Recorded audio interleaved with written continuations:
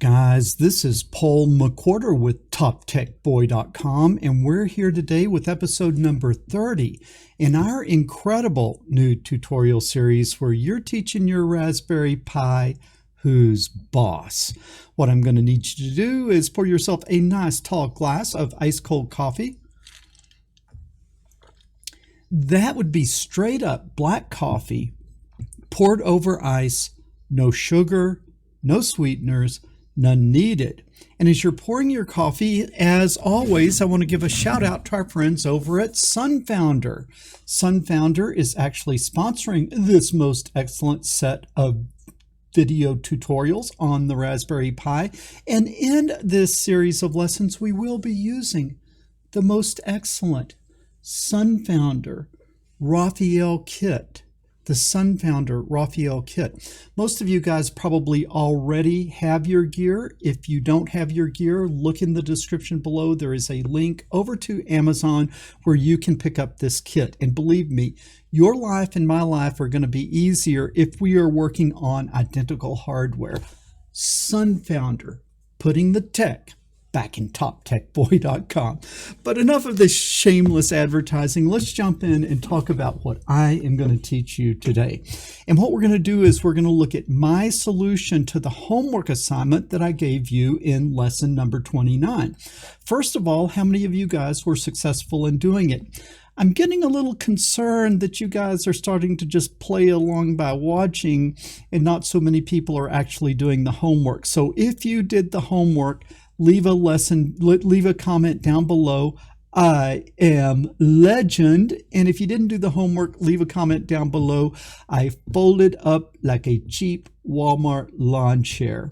Or perhaps there's a third option that I fear is starting to emerge on this channel, and that is I never even entered the arena. I never even entered the arena. But anyway, I hope some of you guys did the homework. And what I'm going to do below is I'm going to show you my solution to the homework assignment. And what the homework assignment was to create an intruder alarm where you would have an alarm that would go off under the following conditions. If somebody was walking around in the dark, okay? Because the way I look at it is if me or someone in my family gets up and walks around the house, we're going to turn the lights on. But it would be an intruder that would be sneaking around at night. So I want the alarm to go off on the condition that the device sees motion and it is dark. Okay, so if you have motion, something moving around in the dark, then you set the alarm off. Okay, does that sound pretty cool?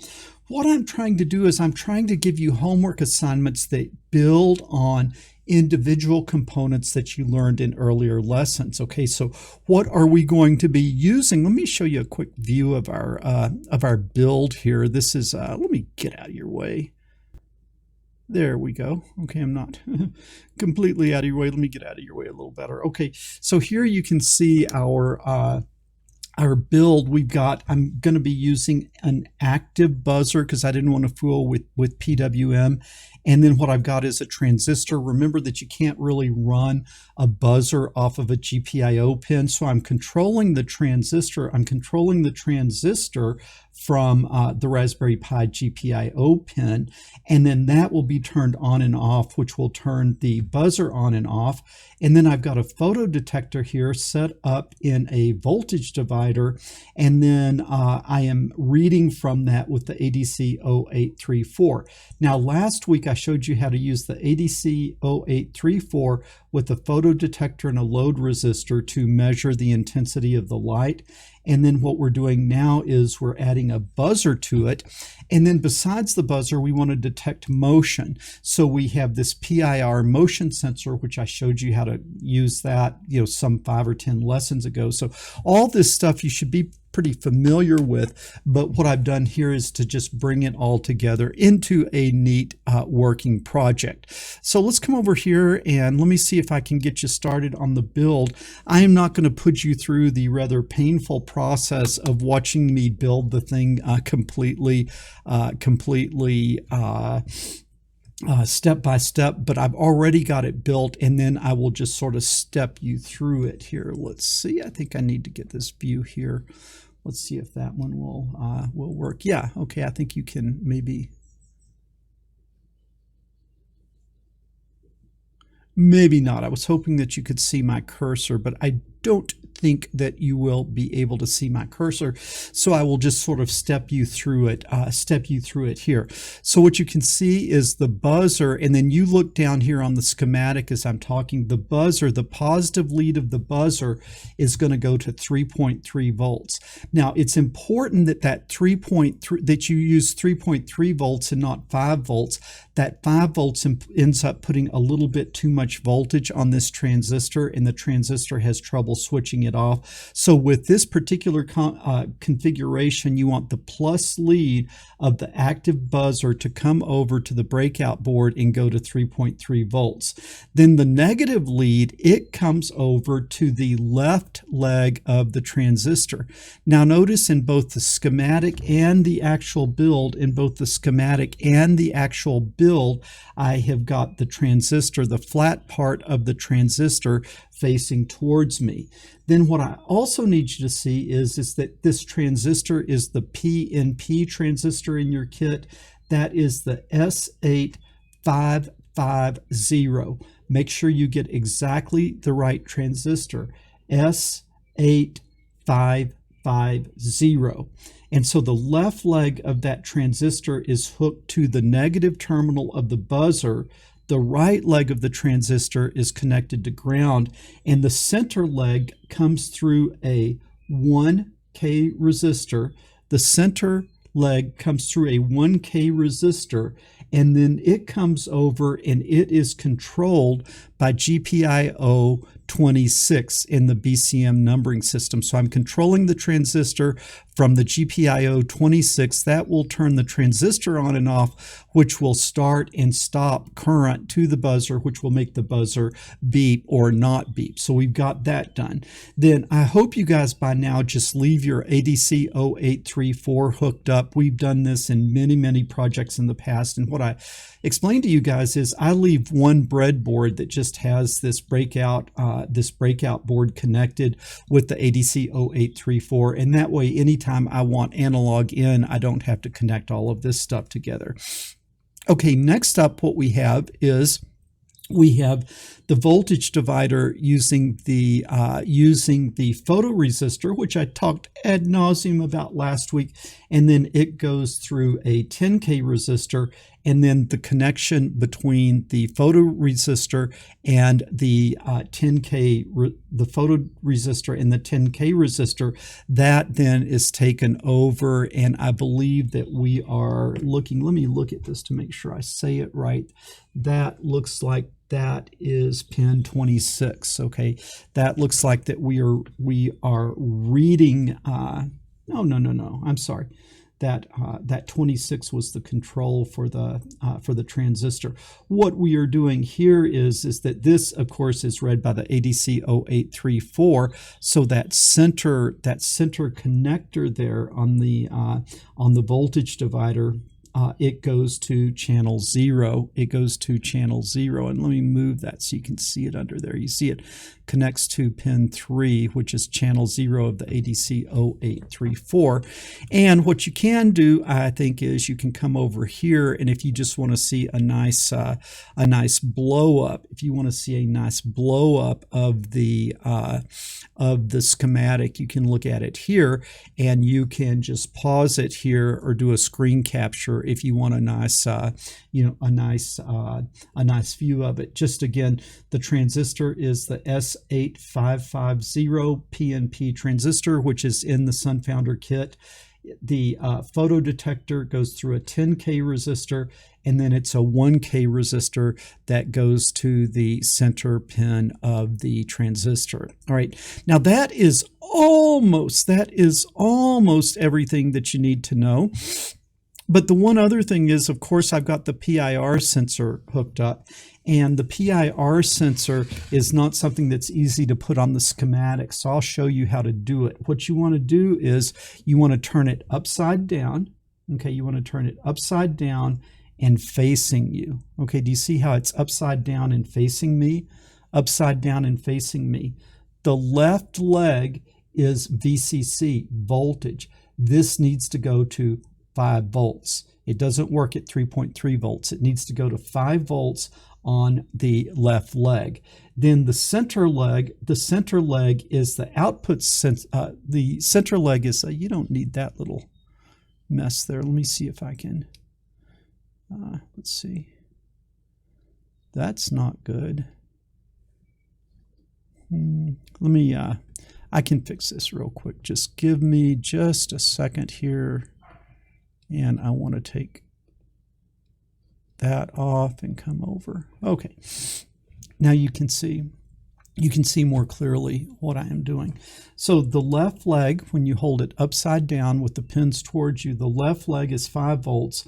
The center leg is the output of the PIR sensor.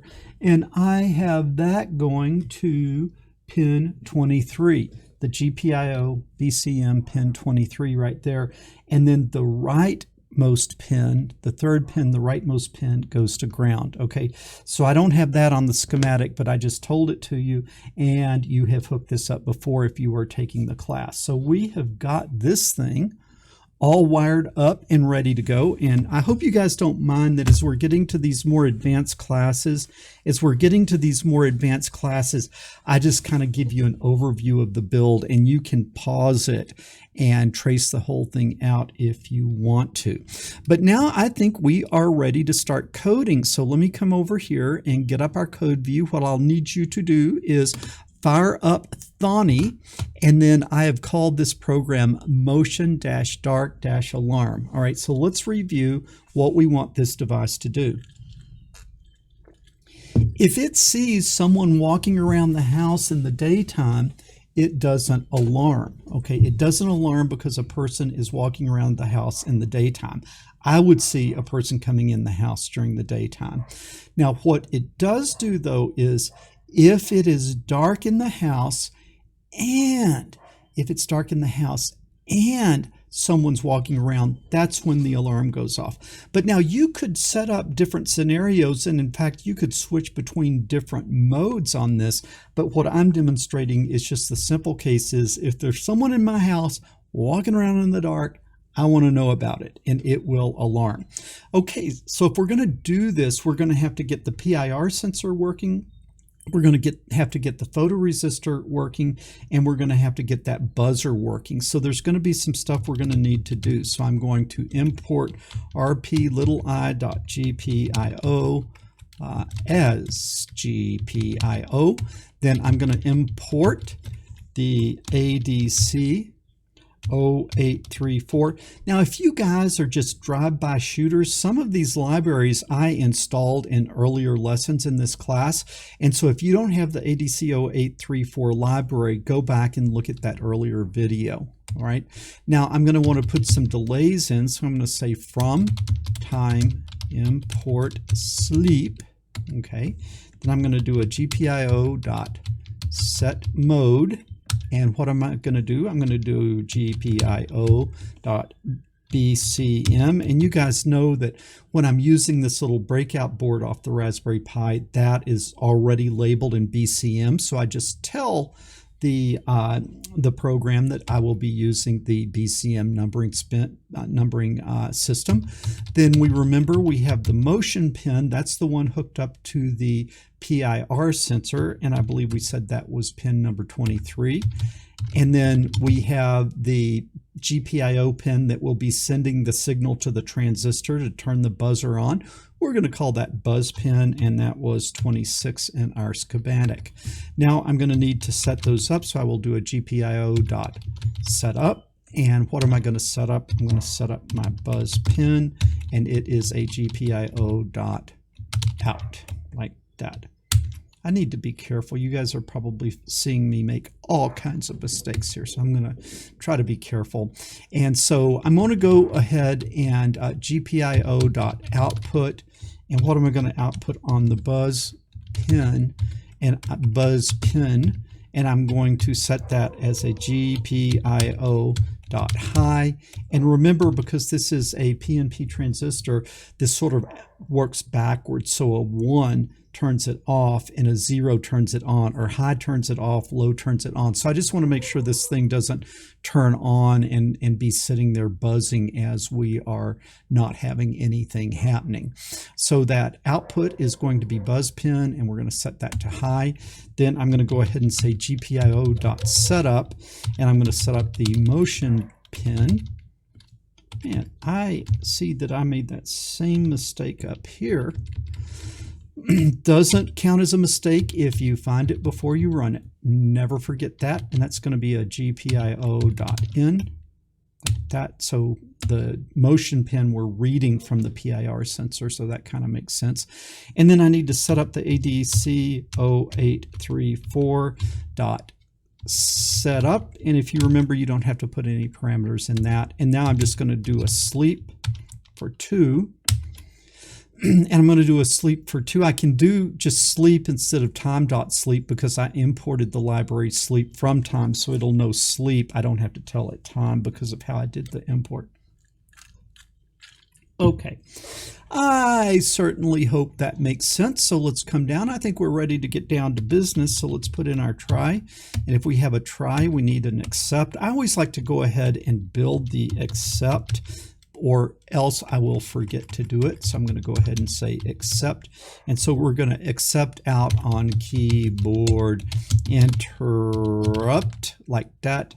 We're going to accept out on keyboard interrupt. And then what we'll do is we'll sleep for about 0.25 seconds to give it time to, finish whatever it was doing. And then we will do a GPIO.clean up, because we always clean up our mess and release those pins. And just so that we can see that we got down here, we will do a GPIO good to go. And when we see that, we know that we actually executed the accept on the keyboard interrupt, and the keyboard interrupt is Control C. So we will be up here in the try until it sees Control C, and then it will jump down to the accept. And we're going to want to loop up here. So we create a while true. When it's true, true, true is always true. So we've created an infinite loop here. Now we want to see, is anybody moving around the house? I will say I will say motion is equal to GPIO dot input, and where do I want to input from? The motion pin, like that. Okay, now I want to read the light val. Oops. I want to read the light val, like that.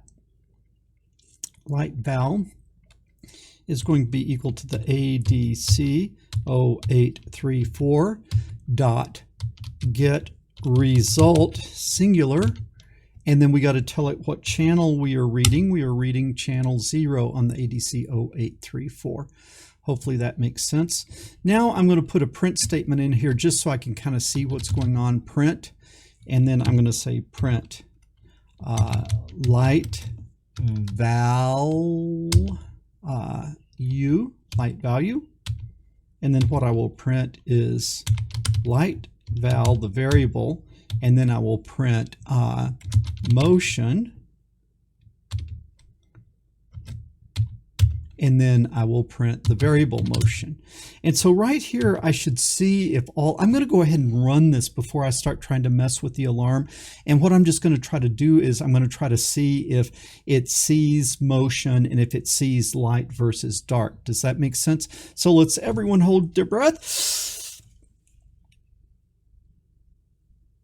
Okay, well, look at that. All right, this is looking pretty good. I do see one thing though. Let me Control C out of that if I can, and I see the GPIO good to go. Let me put a delay in there. That was going way too fast, and I don't like to hammer my sensors and ports that hard, and so I will say a sleep of, let's say, 0.1 to just slow it down a little bit. Let's try again. Okay. Now it says a light val of 154. That's pretty good because the value would be between 0 and 255. The lights are on. and it's looking at me and it's not seeing any motion. And so now let me see, look at that, boom. Okay, when I move, what you will see is it triggers. When I'm still, it doesn't trigger. And then when I move, it triggers. All right, so it's seeing my motion, and then the light looks pretty good. I have my little fancy remote, so let's turn the light off. When the light goes off, the resistance goes up. When the resistance goes up, the current goes down. When the current goes down, the voltage out goes down. And so when I turn these lights off, I do believe that we should see that number get smaller. Shazam, look at that. And then also I can come in and kind of cover it up with my hand, and you see it can go way down low. And then when we come up and turn the lights back on, I hope I can get my lights back on. Okay, there it goes. That looks good. And so now it's back to 154. And so now we got to decide, how do we know if someone is walking around the house? We would know that somebody was walking around the house would be if motion was equal 1. That means man on the move, man on the move. Someone's running around my house, and it might be me, so I want to see. If it's dark, I'm in bed, and so I want to check and see if it's dark. So if motion is equal to 1, equal 1, and if light val is, let's say, less than or equal to, I'm going to say 140, something like that. What is that nonsense? I must have hit something really bad there. Okay, light val is less than or equal to, let's say, 140, like that. We'll call that dark. All right. Now, in that case, what do I want to do? I want to sound the alarm. And so what I'm going to do is a GPIO.output. Where do I want to output? To the buzz pin. And then what do I want to make it? GPIO.low, because low will turn the transistor on, which will turn the buzzer on. And then I want to print intruder alert. And just in case he's watching, I will give him fair warning. I'm going to say deploy countermeasures, and we'll put an exclamation on it. Now, he's not going to know what the countermeasures are, but we'll just let him sit and sweat if he happens to be watching the monitor. Okay, so we're going to turn the buzzer on. We're going to give the print statement, and then that's what we do there. Now, in the other case, if it's not that, okay, if it's not both of those things, then what we would do is we would come down and we would say print all. I'll tell you what is happening. The shift key is right by the arrow up key, and I'm trying to hit shift and I get the arrow up. So we're going to print all clear on the eastern front. Okay, like that. So we're all clear at that point. And then we'll do we don't want it to keep buzzing, so we'll do a GPIO.output, and then we'll output to the buzz pin. And then what are we going to output to the buzz pin? We are going to make it GPIO.high. And what will that do? That is going to, my friend, that is going to turn off the buzzer like that. Okay. And then after all of that nonsense, I already got a sleep. I already put my sleep in all the way up there, so I don't need to put another sleep in. Okay. I think this is still running from before, so I'm going to Control C to exit out of it. I got the GPIO good to go. I will need everyone to hold their breath. Okay, it didn't crash. Now look at that. We're getting all clear on the eastern front, and it doesn't see anybody. Then all of a sudden it triggered on my motion. Let me try to be really still. Okay, all clear on the eastern front. Then if I move, when I move, you can see that it is triggering on my motion. There, it is triggering on my motion. Let me see if I can be still for like 10 seconds.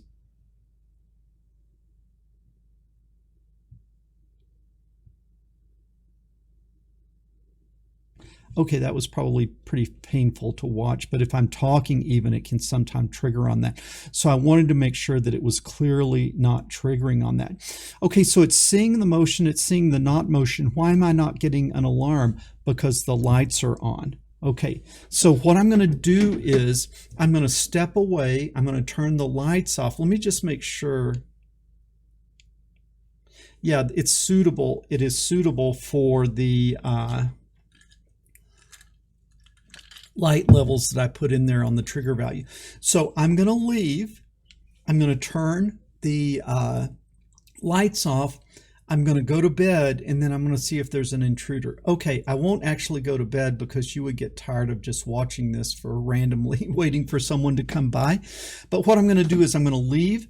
I'm going to take a sip of coffee. I'm going to leave. And then what I will do is I will come back. Okay, I'm going to leave and then I will come back, and then we will see if it triggers on me. So see you in a second.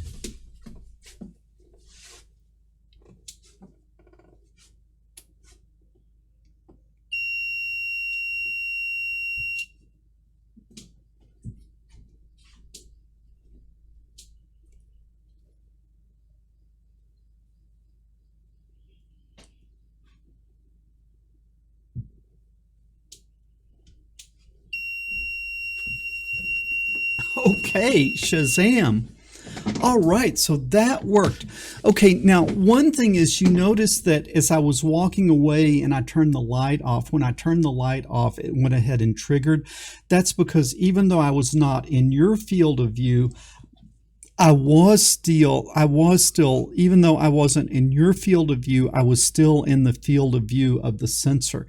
I was in the field of view of the PIR sensor, even though I was not in your field of view, and that's why it triggered. Then when I left, it didn't alarm. And then what you probably also noticed was that you heard the alarm go off before you saw me, and that's because I entered the field of view of the sensor. I entered the field of view of the sensor here before I entered the field of view of the camera. And so Shazam, I would say that we have this thing working, and I think that that was just a pretty cool and a pretty neat little project. And I hope some of you guys are working on these assignments that I'm giving you, because it really helps you build your skills to do things that require a little bit more on the assembly side and a little bit more on the coding side.